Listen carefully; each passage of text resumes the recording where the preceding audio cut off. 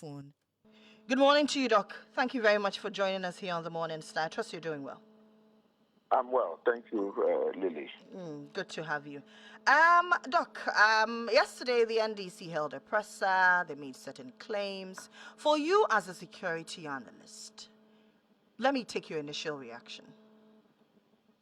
Well, I would say that if you observe what has been going on, coupled with what we saw in 2020 elections and Ayawaso West Wagon and all that, I would say that it calls for all of us to be vigilant. I have personally, with a team, gone around the entire country, engaging behind the scene as many officers as possible, to know what their take is on when it comes to the impending elections. And most of them will tell you that there's been a lot of transfers within, especially the military.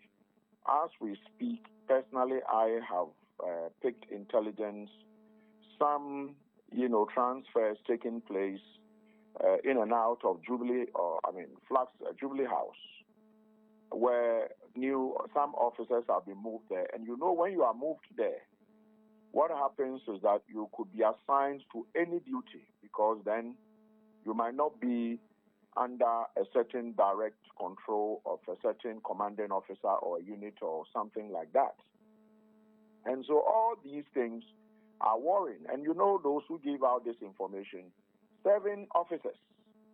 Those who give this information, I can tell you on my phone, as a day when I woke up this dawn, several messages have hit my phone from across the country from 7, other rank to senior officers, especially within the military.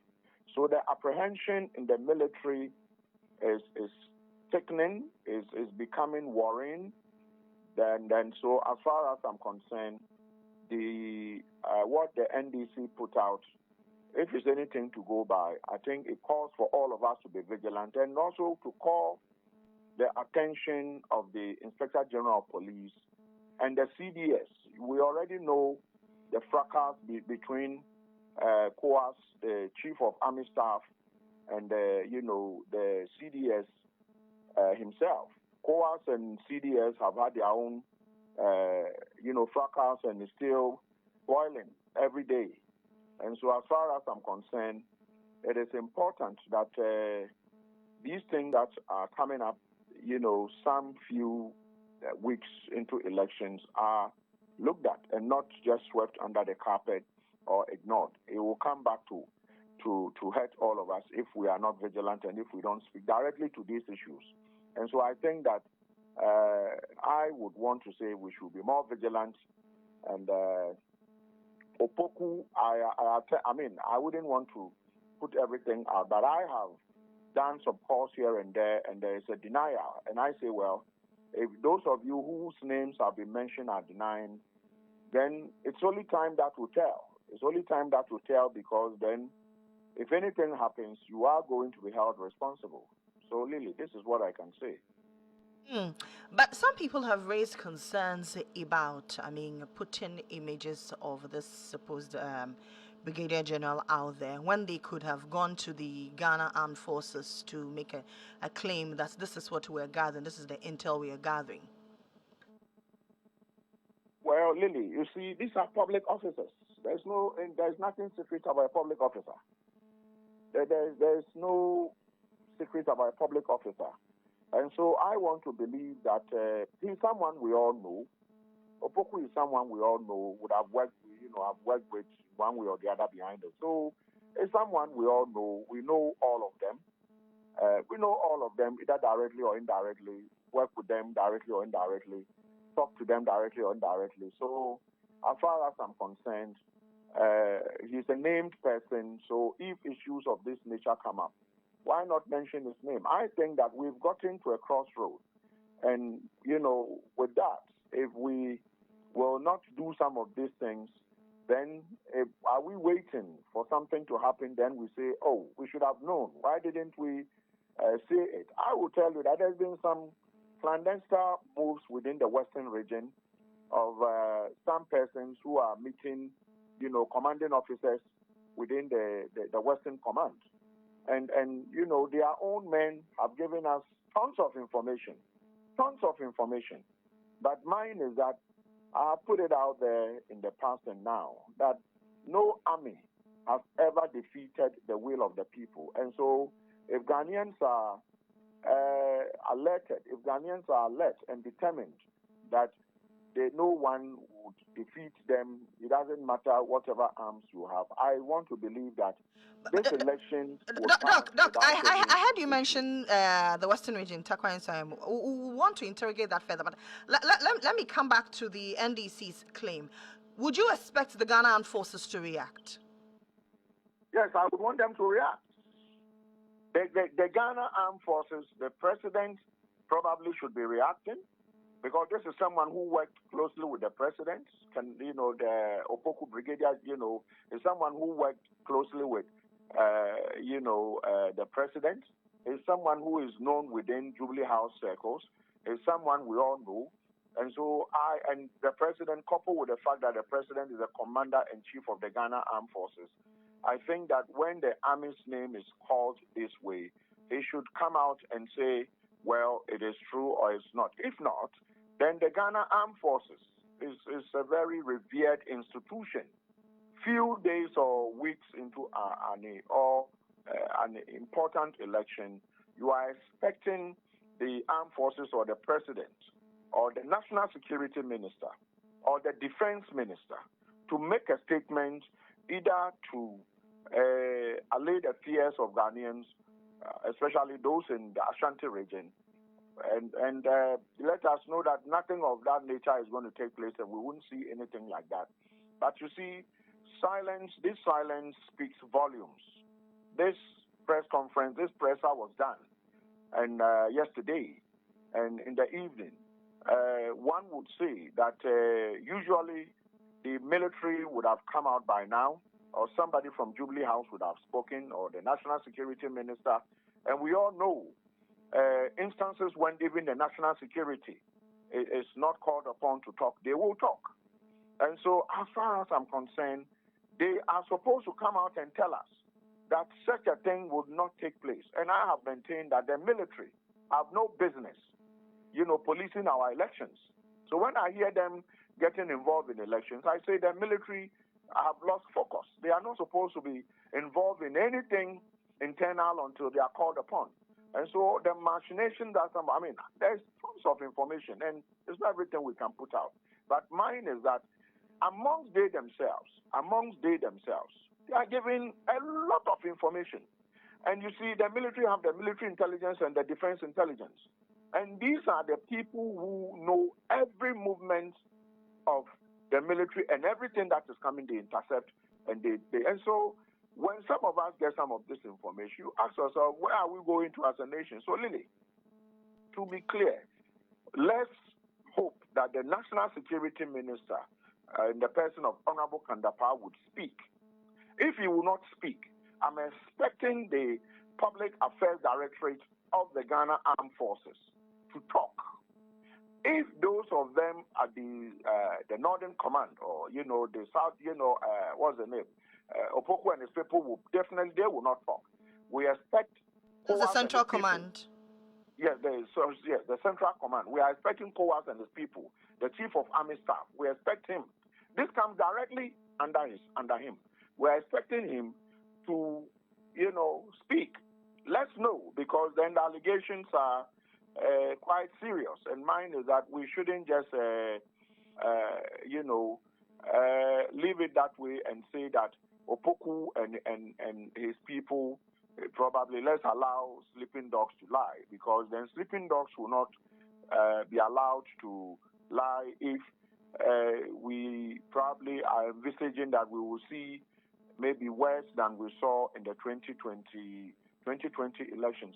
As far as I'm concerned, like I told you, I've visited with a team. I've visited the entire country to Tamale, the 5 northern regions, trying to behind the scene engage, in the Ashanti region. I was there with a team over the last weekend and to engage. And the Western, we've been there. I've been to everywhere. And so I'm speaking from a point of view of knowledge where officers themselves have come up to say, you know what is going on? We don't want to be involved. But unfortunately, sometimes they are sent not knowing what they have been asked to go and do. You are sent that go to ABCD if you know how the military is deployed. It's not every operation a military officer, the other ranks are told what they are exactly going to do. You only get there only to be now told by whoever is leading you that this is what you are there for. And sometimes there and there, the spur of the moment. And so sometimes, and it happens in military, deployment, it happens. Rarely would you hear them or would you see, deployment where you are told that we are taking you here, like maybe you are going to Boko and you know that maybe there are issues there, therefore you are going to Boko to go and keep the peace. If not, for most of the deployment, officers usually don't have prior knowledge. They gather them, they put them in a vehicle, and they say you are heading to ABs. You get there, and someone then begins to tell you this is what you are here for. At that point, you might not be able to do anything. So most of them are apprehensive. They are concerned that they don't want to go and be caught up in anything that tomorrow they would be in trouble. Some of them might even get injuries. So as far as I'm concerned, really, I think that we just can't say, let's allow sleeping dogs to lie. Let me emphasize that again. Someone must talk. Someone must allay our fears and tell us that, you know what, nothing is going to happen. No military officer is going to be deployed. But to be quiet, I think that speaks a lot of,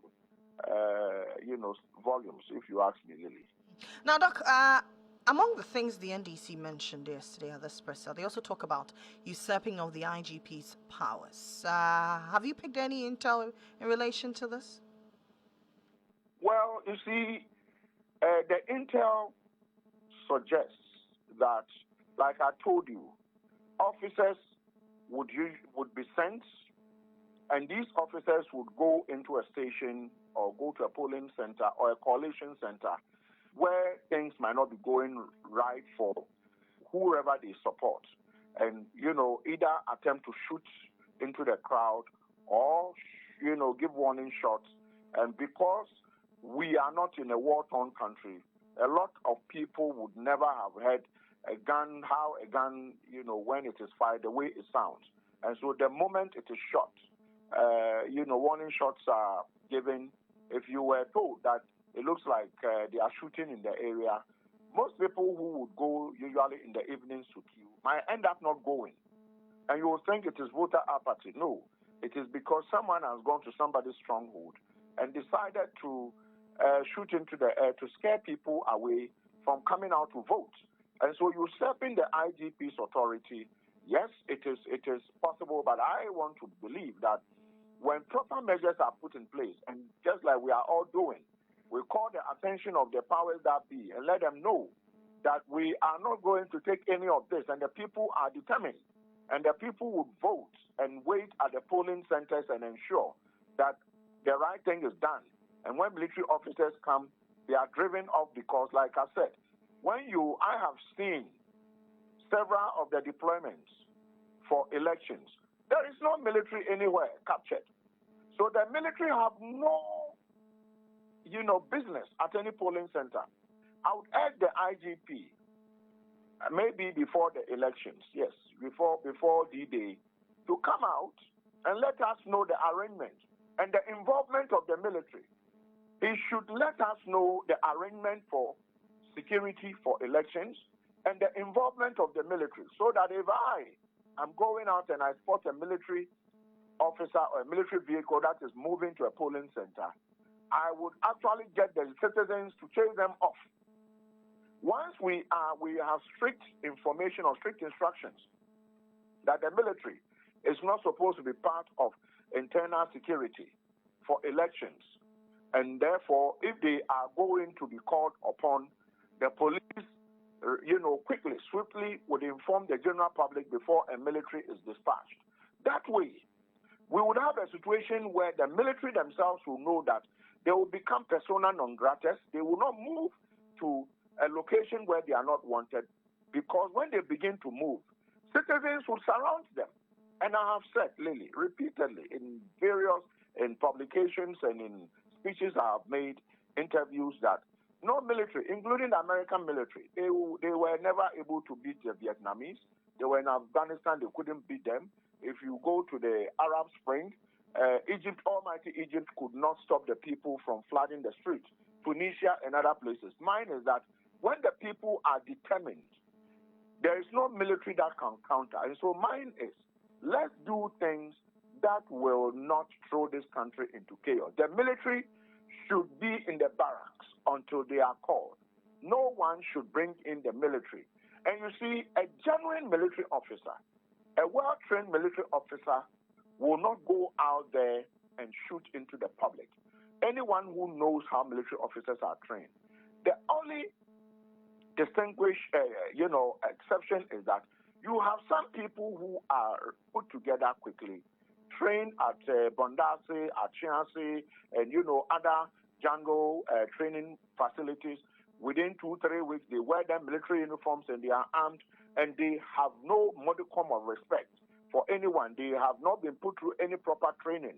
Those people are a danger to themselves and society, because they are sent there and they behave like the Japanese soldiers who were given, suicidal pills to take, and they, bombed Pearl Harbor. That is how most of them behave. And so as far as I'm concerned, we've got to be very wary. We've got to be careful. And I will call on the IGP that we need to know whether the involvement of the military, the IGP should tell us how much it would be the involvement of the military. Let's know that the military would be involved or they will not be involved. If we are told that they are not going to be involved, I'm telling you that, Lily, citizens will stop the military from moving, because, how many military officers do we have in the country? They are few, and they are Ghanaians. Some of them are sons. I have a son who is a senior military officer. Some of them are children. Some of them are brothers. They are sisters. We know them. So they know that you can't go out there and be killing your own siblings and sisters and brothers and fathers. They will not do that. And so once they've been told that you can't be involved, when a certain unit or a certain minister or a certain DC calls you and says, follow me to a station, they will say, you know what, can you say this release? It says that the military cannot go to A, B, C, D, S, Y, Z. You remember Viv Sanzeri, COP Viv Sanzeri, in a pram thereabout, when she stood her grounds and said, the military, I think a certain major or captain, went there with some goons who were in uniform, and she drove them away. This is some years back. Maybe you can Google it. So mine is that, Lily, if we citizens can help the IGP, but I would urge the IGP to eventually let us know, because he is the chairman, the number one person when it comes to internal security, the number one person, and for elections, he's also the chairman of the Election Security Task Force. So he also to us to let us know what their involvement is, so that if it is true that the Major General and his Opoku and his people want to do something that will not augur well for all of us, when they get out, citizens will check them and ask them to get back in, and they will respond. I'm telling you that you check. No military has ever been able to defeat the will of the people. Afghanistan, the Americans ran away and left all their, munitions. They left everything there and ran away one afternoon. And so as far as I'm concerned, Ghana is no different. If we know what we are about, the military, we would have one of the most peaceful elections if proper information is put out there. And I have said it, that the military have no business in the upcoming election. No business at all.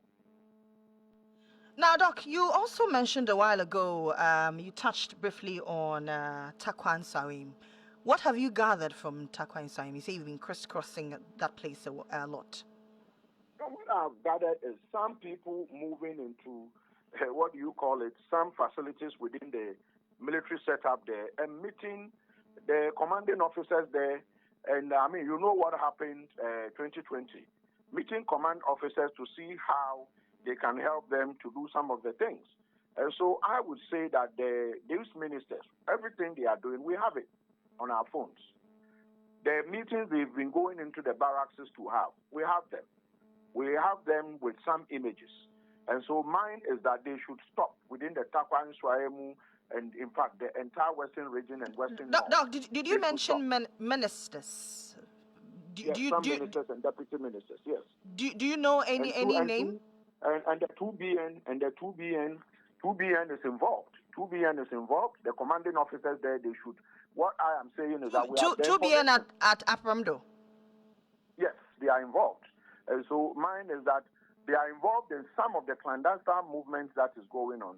And like I'm saying, some of us would have to speak up and let them know that, you see, they don't live in isolation. They don't live in a no man's land. They live with people. And some of these people will give us information with images. And therefore, whatever is going on, they should be careful. But Doc, I'm wondering, what you've gathered, does it have any security implication for the election as we're going? It does, because the meetings that have been held has to do with the elections that are coming up. It does, my sister, Lily. It does. And I would maybe at the right time will put some of the information out. What I'm saying is that it does. So I'm calling out the 2BN. I'm calling out those who met them there. They know themselves, the ministers and the deputy ministers who met them there, the dates they met them, the time they met them, the images, and everything that was discussed. Some of us have it. And so mine is Doc, these are serious things. Are you able to put out any name? Well, I've mentioned 2BN. I allow 2BN to come and say no. Okay. Mine is that I've mentioned ministers and deputy ministers, meeting them. And so it is too early days yet, but I've mentioned 2BN, and I'm saying that those there within the 2BN, they know themselves. They know when they met these people. They know, on the Tuesday, they know they met some of these people on Tuesday.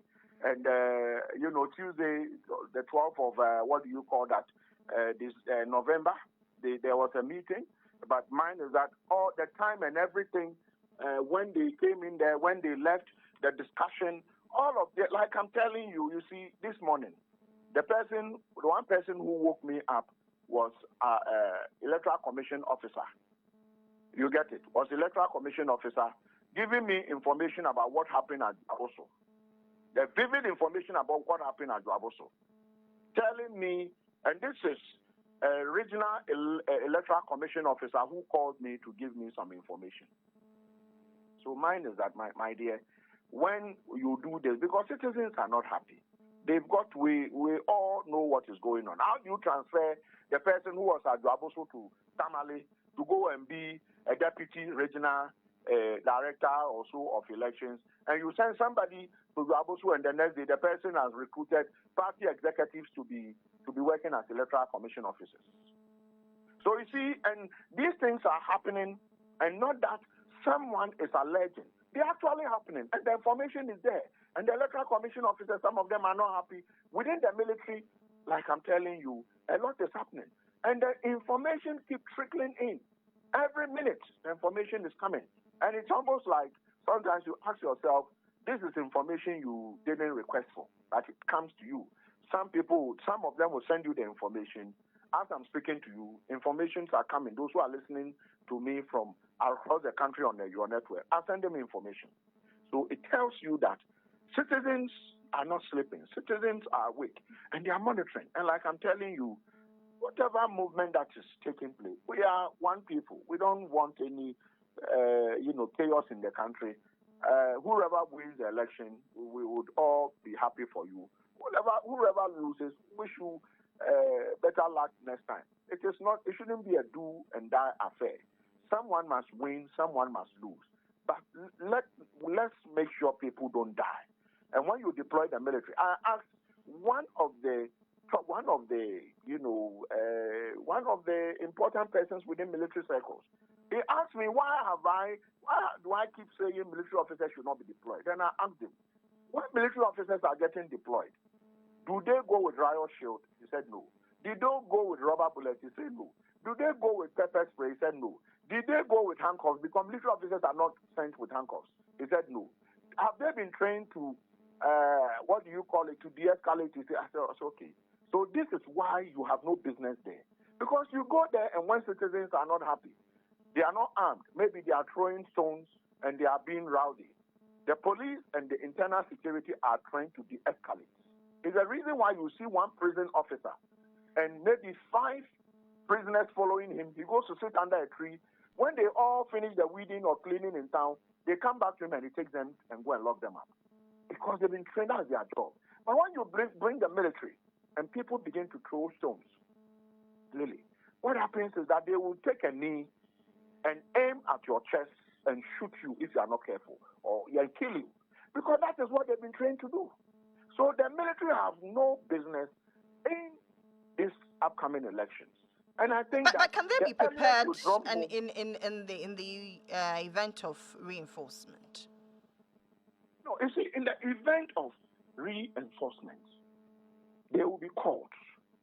That one is a different. But really, tell me, at what point have we had elections since 1992 that the whole country went up in turmoil? People were just doing no. Even Ayawasu was Wago, which was the mother of all violence in terms of elections. You see, it was a needless during the process of the commission interrogations. It was uncalled for. There was nothing. People were shot at. People were beaten. Some of them maimed completely. They can never stand, have been incapacitated because the wrong people were given double. For instance, what training was he given? 3 months training, and he had the firearm with him. All these people are still there. So mine is that military reinforcement would come in if the need be, but not when. You come to probably my constituency. Quiet. No people, we don't want trouble. Then you bring military officers because somebody feels it's losing, then they begin to shoot. Or they shoot at people. People will disagree at collation center. I am also I'm told that collation centers this time around are going to be properly policed in, walled facility, which is another layer of security. And so I would say, Lily, that the IGP respectfully should let us know the involvement of the military. They should let us know who are playing a role. They, the police, prisons, fire, maybe immigration and the rest.